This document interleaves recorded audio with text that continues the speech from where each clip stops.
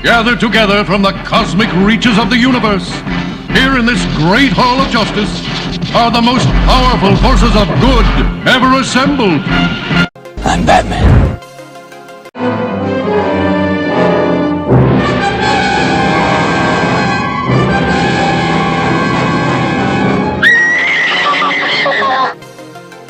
Easy, miss.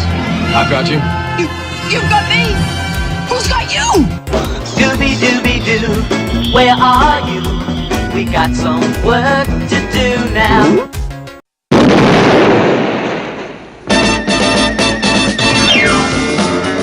Wonder Woman! Wonder Woman!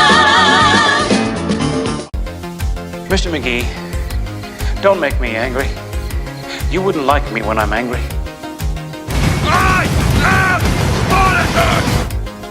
Wait a minute, Doc. Are you telling me you built a time machine? Out of a DeLorean? I'm Conor MacLeod of the Clan MacLeod. I was born in 1518 in the village of Glenfinnan on the shores of Loch Shiel. I am immortal.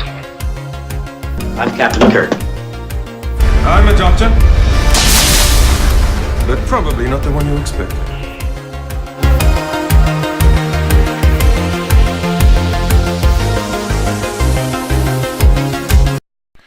Welcome everyone to this Geek This Week special presentation. This is the Gates McFadden panel from Pensacon 2017. Gates McFadden, best known as playing Dr. Beverly Crusher on Star Trek The Next Generation. This is her panel talking about her career in acting, playing Beverly Crusher, and other aspects of her career after Star Trek The Next Generation. It's a good panel, very enjoyable. Just please note that there is going to be a glitch in the middle of the video. This is due to the fact that my battery in my camera died during the recording of the panel, and it took a minute to change out batteries. So there is a little gap. Otherwise, the entire panel's there. It was a great panel with a great crowd, and you should enjoy it. Again, this is the Star Trek Next Generation Gates McFadden panel from Pensacon 2017 at the Saenger Theater in Pensacola, Florida. Enjoy. Also leave a like on this video and watch all the other panels from Pensacon 2017, Pensacon 2016, and Fanboy Expo 2016 from Knoxville, Tennessee. And also leave a like on those videos. Enjoy.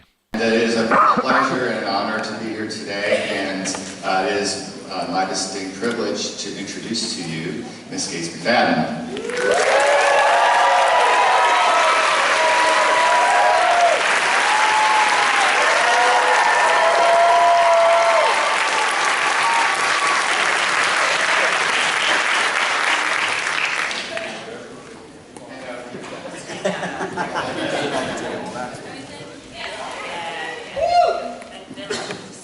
Closer to you all.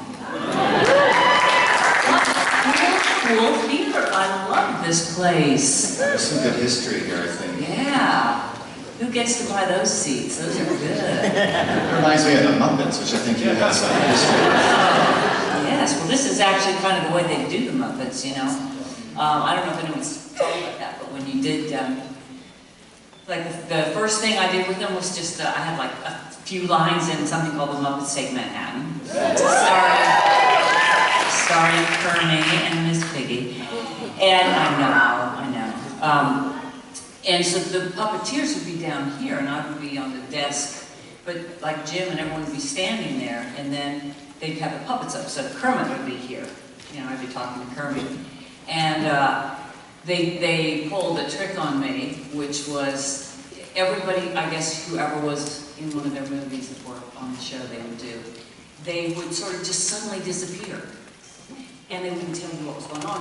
You were like, okay, well, you know, it's a big film, but you don't know. Except that Kermit was still there, and I was there, and I was going over my 3 lines or whatever, and really nervous. And Kermit was there, and he was doing this thing in, there was this reflective frame with a picture in it, but he was looking at the picture and he was looking at himself and he was going, you know, he was like doing all these, and he was doing it while I was like busy going, you know, going over it.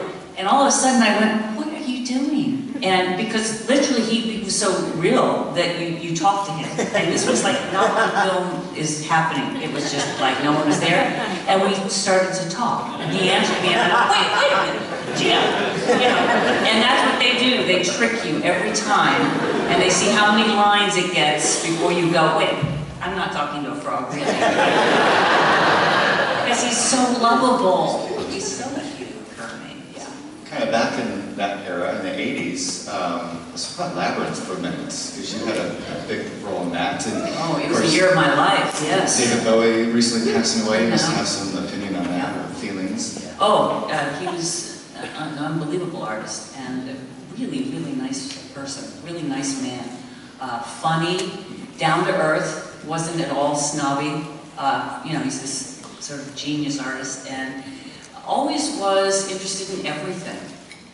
That's the way it felt to me. He was interested in visual arts, music, obviously, theater, film, tennis, all the sports. And one of the nights when we were doing the filming of Labyrinth, we didn't film at night, we filmed in the day at Elstree Studios. And he and Mick Jagger had done the Dancing in the Streets video, so they were out literally all night. And then he came in, and he was not quite as chipper that next day, but and it was, I'm like, God, he just was out all night with Mick Jagger, dancing in the streets. I mean, like, pretty cool.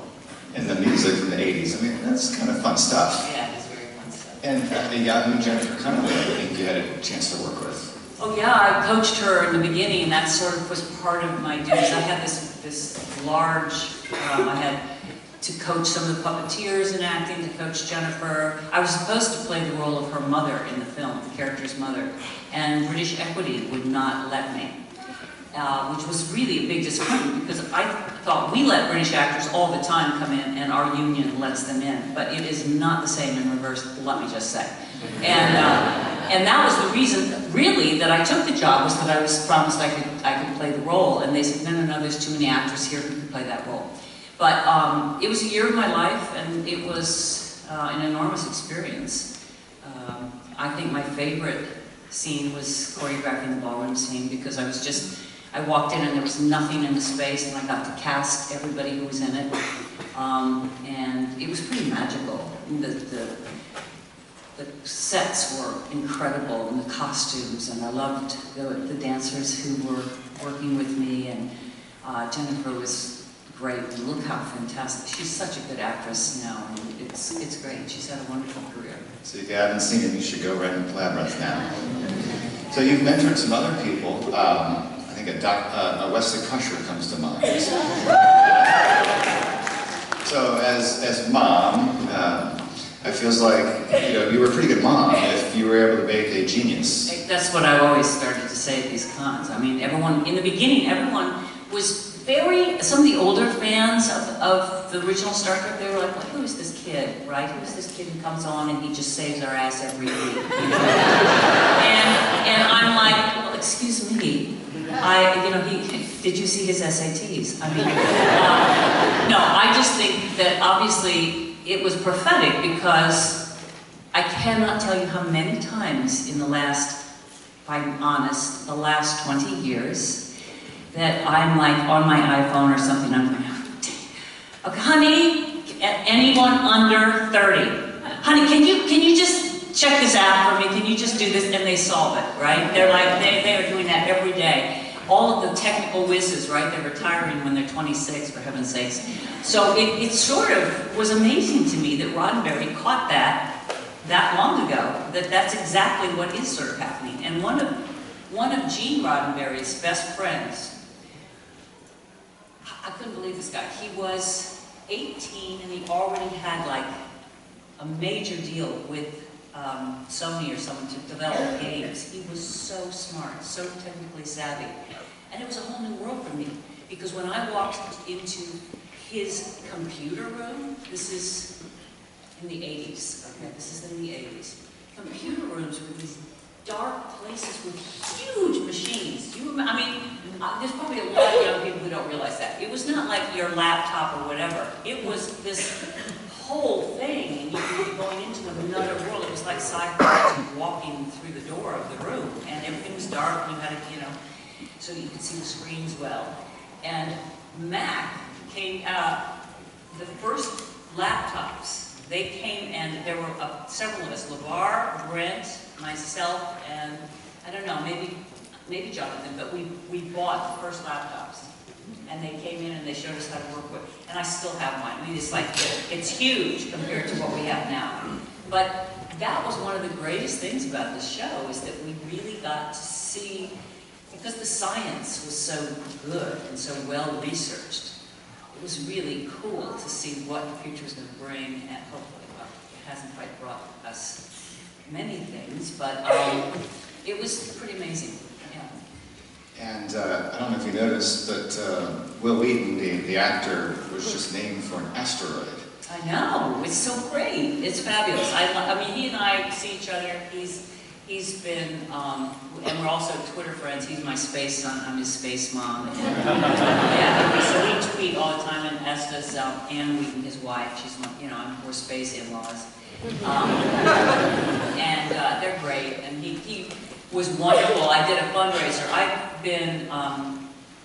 I was artistic director of a theater. We built a new theater in Los Angeles that I raised a lot of money through doing conventions for. We did nonprofit theater, and I still am involved with nonprofit theater in the arts, which is really important now because the National Endowment for the Arts, they're trying to cut it, and that's really horrible in my opinion. But so he raised, I did this one event called Crusher Does Crusher, Crusher with a K. And he and I, a guy who wrote for Fox, for Glee, actually, there were all these writers who did things, and it was, a lot of the actors helped me out. Renee was one of the actors who helped me out. But Will Wheaton and I played Troy and Dr. Crusher doing a love talk show. And he had on a Troy wig. It was very funny. He's very good as Deanna Troy. I just want to say that would be interesting. I know. Is there, you're from Ohio? Yes. Is there a Beverly Crusher or a Gates McFadden burger or sangria or something named after you? I doubt it seriously. I think I left before I was drinking, but who knows? Maybe there is now. Yeah, maybe we can make that happen. I know. I loved growing up in Ohio, actually. It was in the only Democratic county in Ohio. Anyway, it was great. And it was the home of Devo and Pat Benatar. Yeah, Akron, Ohio area, Cuyahoga Falls. It's so beautiful, actually. There's lots of colleges and lots of places that are there. I also want to say this is so fantastic to have someone who is interpreting. Absolutely fantastic. Does not happen enough, and it's really great. Oh, I appreciate that. Yeah. I've been on that side of the table before. I haven't been on this before. So. Okay, that's great. Yeah, Gates, you mentioned, and we'll go to the audience for some questions in just a moment, but you mentioned, I think, the Ensemble Studio Theater in LA. In LA, yeah. A Next Gen alum that you had a chance to work with. Is that true? I'm sorry, say that again? Is there a Next Gen alum that you worked with there? Oh yeah, well I had directed Denise as a member, Denise Crosby, and what's funny is that Denise and I never got one scene together. I mean, well, very few scenes of the cast women with scenes together, unless we were in tight leotards working out. But, and that was a very funny scene. I mean, really, try not to laugh in that scene, watching it. But anyway, yeah, Denise was incredible in this one play I directed there. It was about how we don't protect our children as a society, basically. I developed new plays with writers, and we did a lot of plays about tolerance, looking at your own racism, and child abuse in the sense of that we are just not really protecting. Sometimes in our society we don't take care of our children enough, and looking at just a lot of different things, as well as great humor and imagining things. I also directed Brent in something that was where he played a dying Frank Sinatra, and he was so wonderful in it. That was really a treat as well. I do love theater. I have to say, it's kind of my first love. I did it in New York for years. It doesn't get on my bios for some reason, but I did a lot of theater, and it changed my life. It was really super, and you didn't call on me for answering where I taught because I wanted to win that prize. So it's Ohio State, true or false? No, Ohio State, I did not. Actually, Ohio University offered me a full-time position, and I didn't go. But I have a huge teaching career. It's funny. I've taught at a lot of universities and NYU Tisch School of the Arts. I taught Berkeley College, Harvard, a bunch of places. I mean, a lot of schools. I love teaching.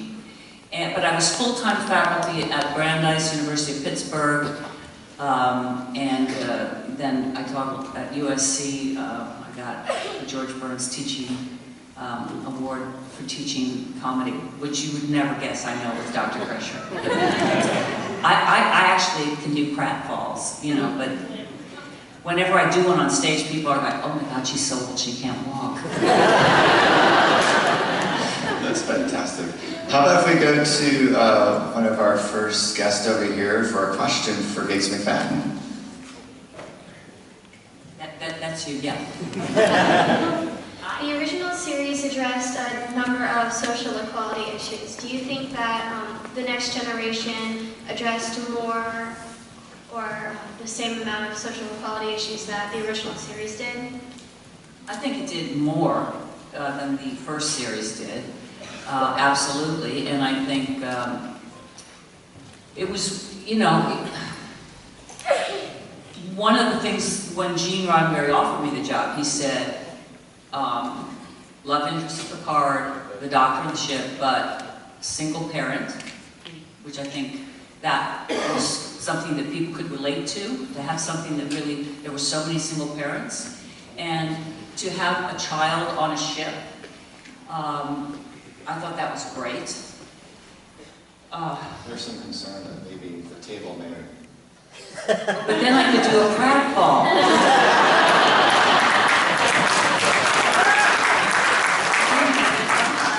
There's some concern. How much do you think I'm going to get? I'm not that heavy for that. I'm very light. Okay.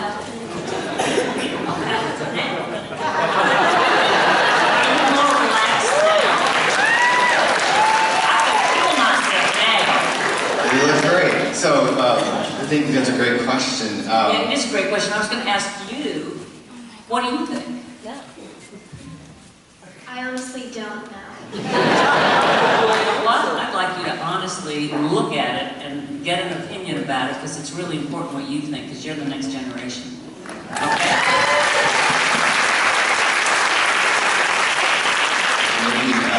So lots of writers on the next generation you had a chance to work with. One in particular comes to mind, Jerry Taylor. Is maybe to her question, is the writing that she did maybe a little bit different than other writers? Well, you know, like I loved, the writers were amazing on the show. So I really, to be a writer on something like Star Trek The Next Generation or any of those shows, it's so much harder than you realize. And in retrospect, I had no idea how hard it was to be a producer until I actually became a producer myself. It is really tough. You are thinking on so many levels at the same time. Casting, costumes, everything, you know, and budget and all of that. So I think Jerry wrote episodes that were often very surprising. Certainly it was surprising that 7th season when I found out that my entire family loved lamps. But on the other hand, it was so awesome to have a character go outside of the box and be able to play and have a different kind of costume on and everything. I thought Michael Piller was pretty brilliant with some of the stuff that he wrote. I loved episodes like First Contact, the idea of it, and then of course it became, to me, my favorite film. But I think, I also, you know, the episode called The Host, where my character was sort of the lead of the cast that particular week, and that introduced the Trill. That was our first gay writer, and I thought it was a really fantastic episode. I was quite honored to be the lead character in it. I was, by the way, 8 months pregnant at the time. That was my love episode, but the poor actor went, "Are you kidding? Like, we have to kiss? I can't even get there." But the thing was, it was so Star Trek in its philosophical question that it asked, which is, what is love? How much of it's physical? How much of it's, experiential, mental? How much is just something where you connect with somebody? And what I love about Star Trek is they don't say, this is the way you have to feel. This is not the answer. It's think. Think about it. That is so great. I love being part of a show that says, actually take time to think before you judge, before you go no. Just sort of look at the other side of the coin and just imagine. I think using your imagination and being open to things, open to possibilities and thinking, that's what I loved about Star Trek, actually. As well as, it was fun, we had a great cast, we were totally silly all the time, we just, But when I've been doing these conventions, which it took me a long time to actually do conventions, and when I started doing them, I've learned so much from talking to people who were fans, and like meeting astronauts. I actually was emailing one of the commanders, Commander Weatherby, he was on the space station, we were emailing, and I'm going, why do you email me? I'm just this actor. I was so cool, I had to have a NASA clearance, and I'm like, reading emails, and he said, because, okay, maybe, I have to have the idea that it's possible. To just have the courage to do some of the things, that they do. And he says, and it helps me. And okay, maybe I'm channeling Beverly Crusher, maybe he's channeling a little bit of JeanLuc. But, it's pretty cool when you think about it. And that's what I'm so grateful for. When I actually meet someone who is 30 or 40 and says, I became a surgeon because of you. And that's so cool because we all need role models. We all do. And I don't assume that it's actually because of me that they are. It's because of the character and story and everything that was put together by a whole team of people. And also what comes from that person. It's what you project onto me. And I think that's when it can be powerful, the imagination. It's really good for us to have an example of a society that can be tolerant and listen to each other and get along and actually try to have a future. I mean, that's just fantastic. And I'm very happy to be proud of that, actually.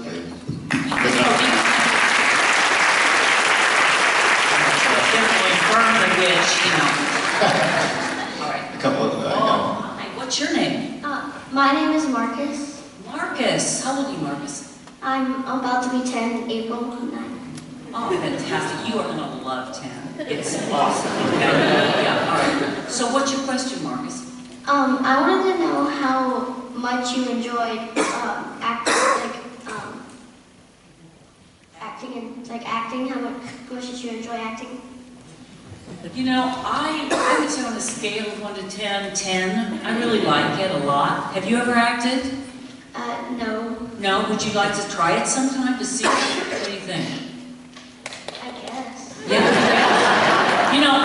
My career started, I think, as a, something like a little fairy in something, and then, I think I played a shepherd and stuff like that. And it takes time, but you can, it's fun. And then also, if you do get ever in a role, you should think about it from like, hey, maybe I'd like to do the sets, or maybe I'd like to be a director, or maybe I'd like to learn how to work a camera. The possibilities for you, Marcus, are pretty cool because you can get your iPhone when you're allowed to have one. You can make your own little movies with, your Lego, and you can explore and discover things. There's a whole world of just discovery, and I really believe that acting can help you in anything you do. I really mean that. I think it can help you if you are a plumber dealing with clients who are really pains in the, you know, and then you can sort of act like it was a pleasure to meet them. You know, it helps you to imagine what it's like to be in someone else's skin, and I think that's a good, empathy is a good thing, right? Yeah, it's a good thing. Thank you. Very welcome, Marcus. There's a personality traits test that we can give in a business called Myers-Briggs. I'm not sure maybe if you're familiar with it. And it assesses like 16 major traits. Yes, I do know what it is, yeah. Well, they turned it into Star Trek. So based upon your personality perception traits, so you should know that you're known as a provider. You're character crusher. I think it was Dr. Bashir was also a provider, and if you think about Might be an indulger or something. No, I always have to be just figure out people's needs and provide, huh? Man. The whole empathy thing. Yeah, man. Yes, this question was good, and thinking about there's acting as serious, knowing your lines and stuff, but you had to have a lot of patience behind stage in the Hell, I think, playing Hell, when you're waiting for your next scene and stuff. You had to have some fun. Who is the prankster? No, but you see, they always ask us, and you see, the joke is, I always felt that I'm from Ohio, we did pranks. Okay, we thought we were funny from Ohio doing pranks. I mean, that was just growing up, was always stuff like that. And there was no one in my cast who liked that at all. I mean, I did all kinds of things that, and people, basically, the real way we laughed was we just became silly. You know, we just sort of like, it was silly, we'd start doing accents. Brett and I would pretend to have an argument in French, like all the time. And then we would also pretend to hit each other. And I would, because I could do a good stunt fall. You know, I could do a real, you know, I could look like he whacked me. We would do that sometimes, and just people didn't know if it was real or not.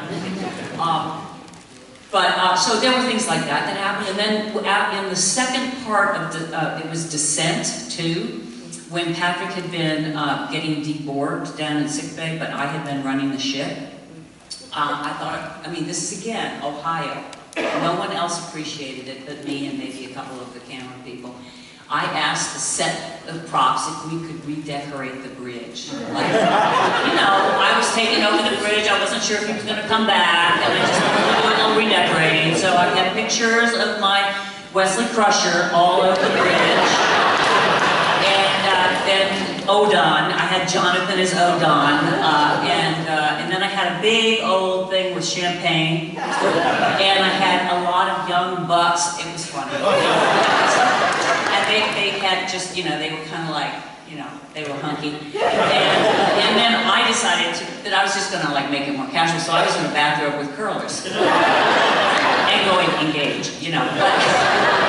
That was my sense of humor, right? But, you know, nobody else even like, oh, she did? I don't remember that. You know, it's like, it's just, that was not what usually went on. But I thought I was hilarious. Sounds like a lot of fun. How about a question from this side? First, I want to thank you for coming. I love you.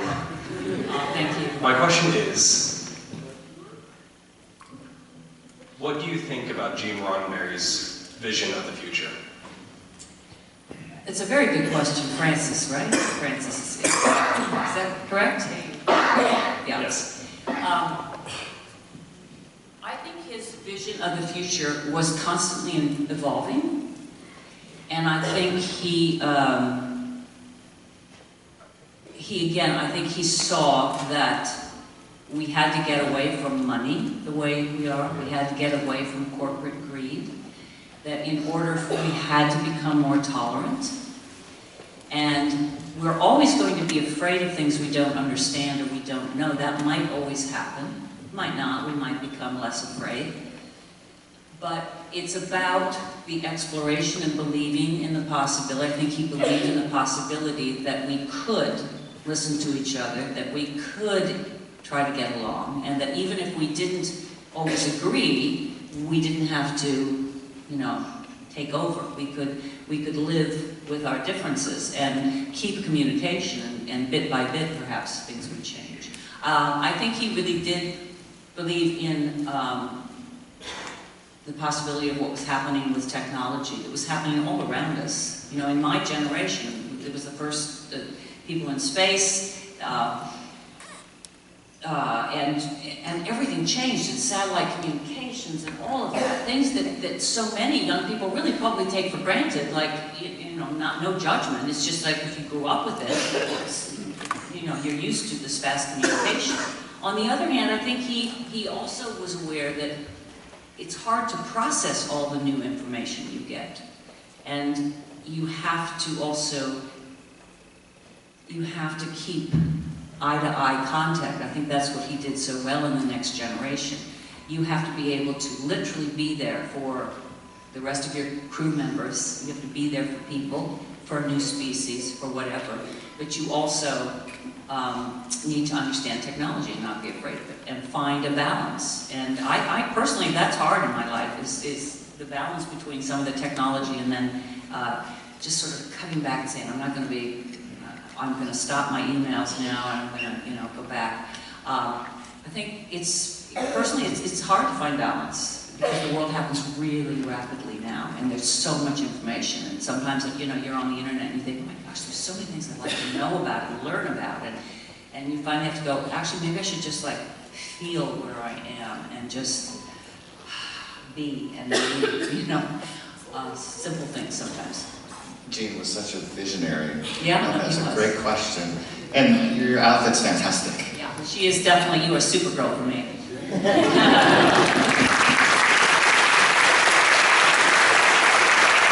have another question on this side.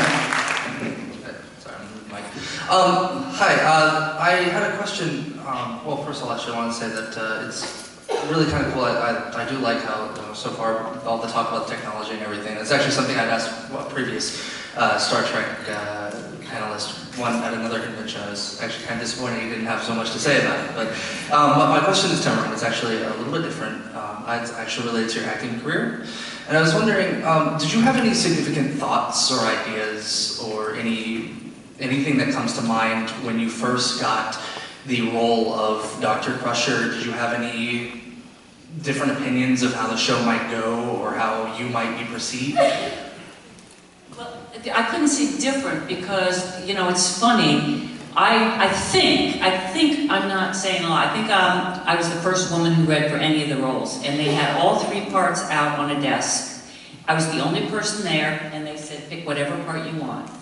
And I read all of the scenes, and to myself, I'm like, I'm gonna go with the funny one. There was a funny scene for Dr. Beverly Crusher. I think it was the only funny scene in 7 years, but who knew? Who knew? So anyway, I thought this scene is funny, so it was the Naked Now, which I guess was kind of a reworking of an earlier episode in the first series. But anyway, it was funny. And so I did it, and just had a ball, and then thought nothing of it. That was the first thing that happened. But I actually turned it down and went to do a play with Linda Hunt at a small theater. And luckily, Jean came back and asked me again. I said, you know, come on in and read with Will Wheaton.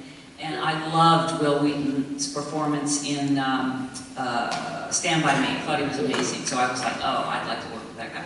And we had a really good vibe. And Patrick came and saw me in the play. We had a really good vibe. And so, you know, it worked out. One of the things that I brought to Jean was, there's a doctor who's written many books. He just passed away this last year, Dr. Oliver Sacks.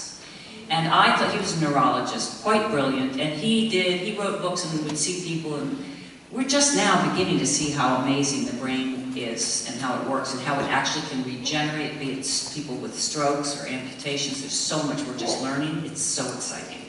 And so I brought him this book called Awakenings. This is before the film was happening. And I said, this would be so cool, you know, to do something like this. But I think that they hadn't gone that far with thinking through the character in that way. In the same sense, I was very happy to be a parent on the ship, but I do think they missed an opportunity of actually seeing how that reaction really was, where we talked about problem solving and we talked about things. Those conversations usually happen with a man, and you do need a male role model in your life for sure. But I think that certainly in my life, I see that there are very important conversations that you have, and it's not always just about be safe and here's your lunch, honey. I mean, that's important, you know, but it's also about other things, about trying to mentor and allow your children about myself. Anytime I do one of these, I learn about myself. And a lot of times, I don't like what I learned, but it's important to face those. You know, it's important to go, oh, gee, you know, why couldn't you just be more gracious there, or why did you do that? But it's just reflection, you know, and it's kind of what life is about in a way, isn't it? It's sort of like learning about yourself and the world and others and all of that. Undiscovered country. I'm always learning. So I think we have a question maybe over on this side. Hi. Hi. I have two questions. My first one is, how many movies have you played in? I think I've played in about something like 7 or 8 movies. Is that okay? Is that a good enough answer? Yeah. Something like that, yeah. There was Taking Care of Business. I mean, you know, in Uncle Red October, had a small part there. Have you done any? Do you want to? Would you like to? I could try. Yeah, you could. What do you like to do? I normally like singing or doing arts. Fantastic. That's great. Good. What's your second question? My second question is, have you ever been to all of the beaches here in Florida? All of them but one. No. No, but have you gone to all of them? Not all of them. No, only the but ones many. here and in Destin. Wow. Well, lucky you. No, but I did see Summer Pensacola, and it's really charming. I love the architecture in the little sort of mini plantation houses, or whatever you call them, the cottages. They are adorable, and it seems like a really nice place to live. So she's a plug for the Pensacola Visitors Association. Thinking of vacation real quick, and go back to another question. Risa would be like a really cool place to go, but back on Earth, what is your favorite place to go visit? There's so many.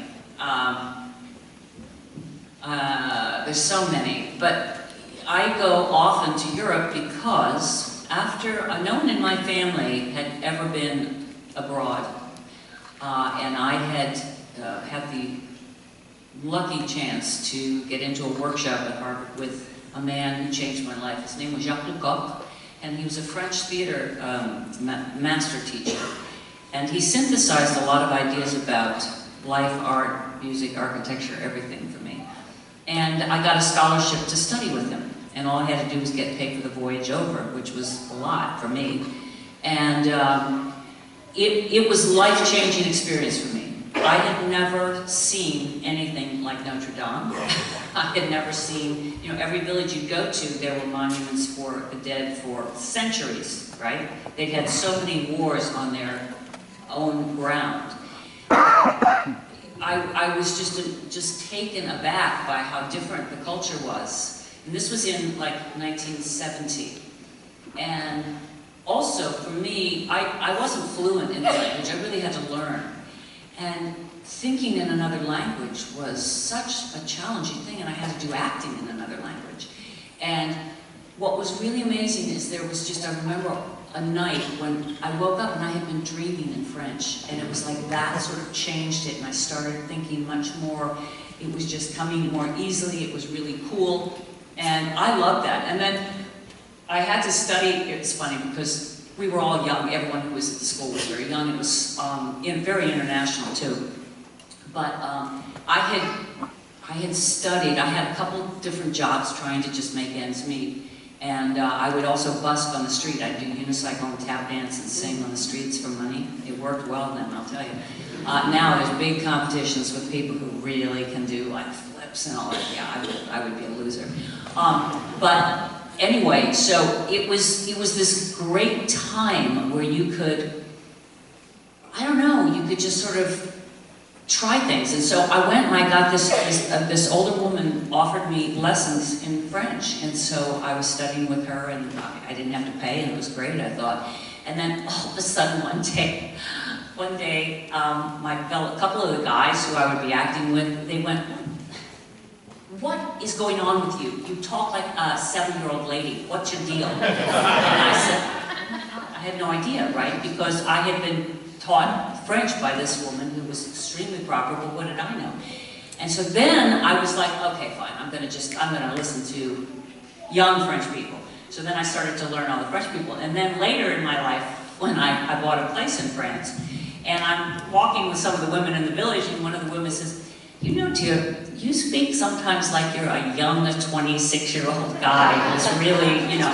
And I was like, okay, so like you have to, but that's fascinating, because to me, I'm not aware of all of those subtleties. And you learn so much about yourself, because I was sort of acting in a way, because you're sort of like imitating someone who's teaching you, but then you finally have to take that care and attention and go, okay, what am I really trying to say? Let me say it. Let me not be imitating someone else. And I don't know, it was a really important experience for me to sort of have that understanding about it. I highly recommend trying to learn another language. I'm very impressed with people from the Netherlands who speak about 7 languages. The teacher keeps coming out, I think, in you as you're talking, but you're right?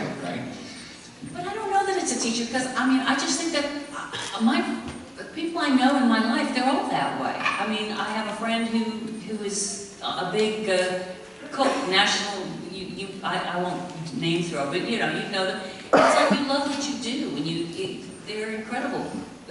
Just about any profession, if you have passion about what you do, right, it really makes a difference. And that's kind of a whole Japanese thing too. It's like you can be someone who is weeding, but if you do the best job of that, you are a treasure, man. You can really do something that's just like top of your form, and I think that's very cool. I don't know, anyway. Speaking of cultures and some different things, we have, I think, a Romulan over here. Okay, hi. Hi there. I am going to be doing a presentation on Star Trek at a paper doll convention at the end of the summer. And of course, as paper doll artists, we love fashion and costume. So I'm wondering if you have any anecdotes or observations relative to costuming on Next Generation that you would like to share. Well, you could have, I don't know how good this would be for being PC, but you know, when I was pregnant with my son on the show, that coat just got bigger and bigger and bigger, right? As I was adding like 40 pounds or something. No, you know, the spandex, it's really interesting. It was pre-Spanx, I think. It was freezing cold if it was cold outside, and it was just really hot in the desert when we would shoot in the desert. I don't recommend, I think there are better things that we can use now, but no, I don't have, we loved getting out of costumes. I loved going back in the 40s on that one episode. It was a lot of fun. And yeah, that was what was fun about Star Trek. I mean, seeing Data as a cowboy or whatever. I love it.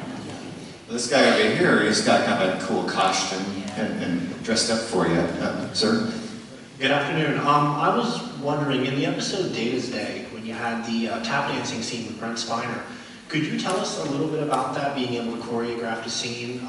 And also, did you have to teach Brent how to tap dance? Brent knew how to do like...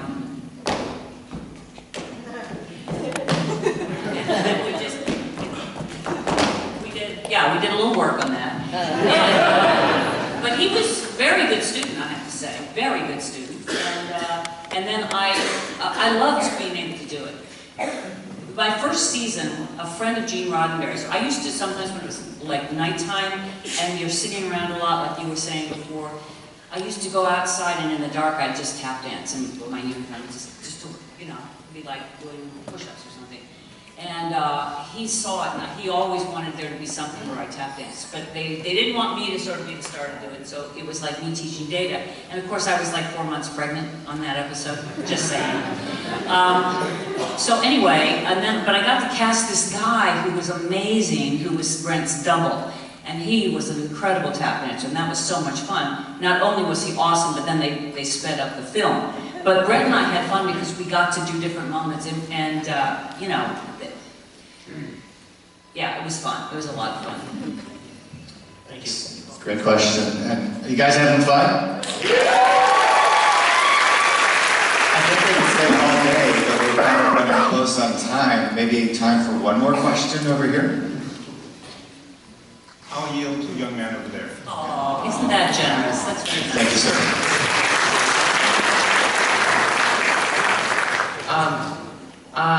My question is more about on Muppets Take Manhattan, because I haven't really watched Star Trek Next Generation that much.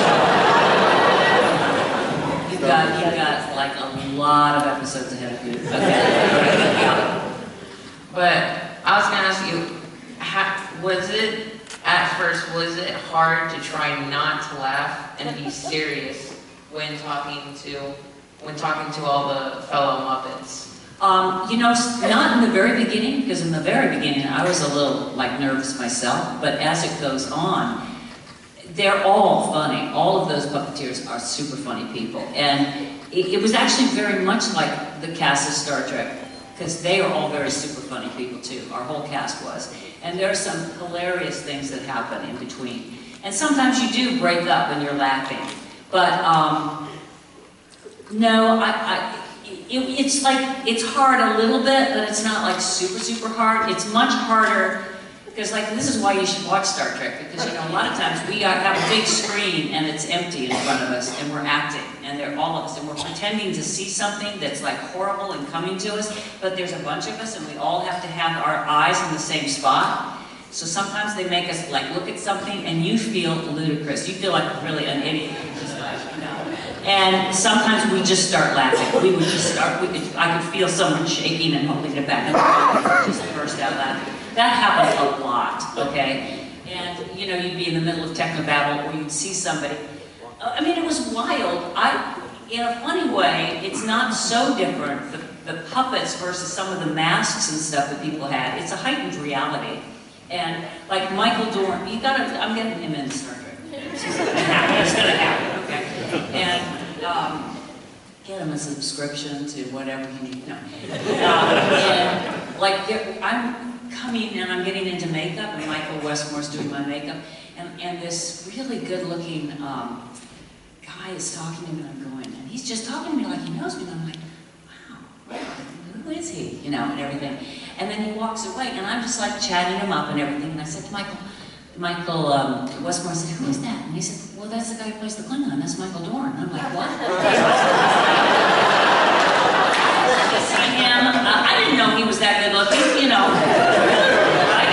He had these big old teeth and stuff, right? And that kind of stuff was so much fun. Like I'll still have episodes that someone will come up to me at a convention and say, hi, we worked together in Star Trek, and in my mind I'm going, because they played some big, you know, they had some big thing on, and then when they say it was that, oh, okay. Anyway, the best thing I've learned is that people are pretty wonderful if you give them a chance, and it's changed my life to be in this show. I'm so grateful that you guys supported the show. I'm so grateful that there are many people who've supported other things I've done, including the Muppets Take Manhattan, which is awesome. Make no mistake, Kermit is the best. Anyway, thank you very much from the bottom of my heart. I appreciate it so much.